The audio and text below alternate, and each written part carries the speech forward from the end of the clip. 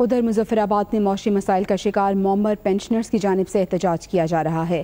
حکومتی پالیسیز کے خلاف اور مطالبات کے حق میں نعرے لگائے جا رہے ہیں۔ تفصیلات بتائیں گے تقی الحسن۔ جی بالکل، آزاد کشمیر کے دارالحکومت مظفر آباد میں بینک روڈ شاپنگ پلازا سے ملحقہ میدان میں بزرگ پنشنرز کی جانب سے احتجاج کیا جا رہا ہے۔ بزرگ پنشنرز کا یہی کہنا ہے کہ یہاں پر حکومت پاکستان اور حکومت آزاد کشمیر کی جانب سے گزشتہ کئی سالوں سے پنشنرز کو نظر انداز کیا گیا ہے۔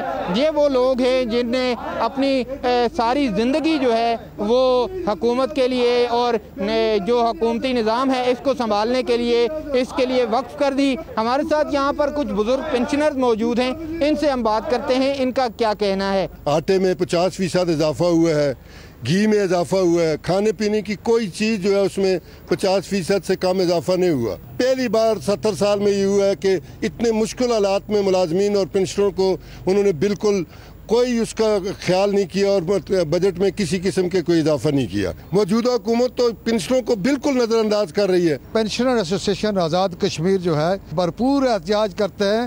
وہ ہمارے وہ بزرگ پنشنرز جن کو کوئی رعایت نہیں ملی ہے، وہ پہلے سے ہی دوائیوں کی قیمتوں میں 400 گنا اضافے کی وجہ سے اور مہنگائی میں اضافے کی وجہ سے پنشنرز کا برا حال ہے۔ بزرگ پنشنرز کا یہی کہنا ہے کہ حکومت کی جانب سے اگر ان کے مطالبات پورے نہ کیے گئے، ان کی پنشن میں اضافہ نہ کیا گیا تو یہ وزیراعظم سیکریٹریٹ کے سامنے دھرنا دینے پر بھی مجبور ہوں گے۔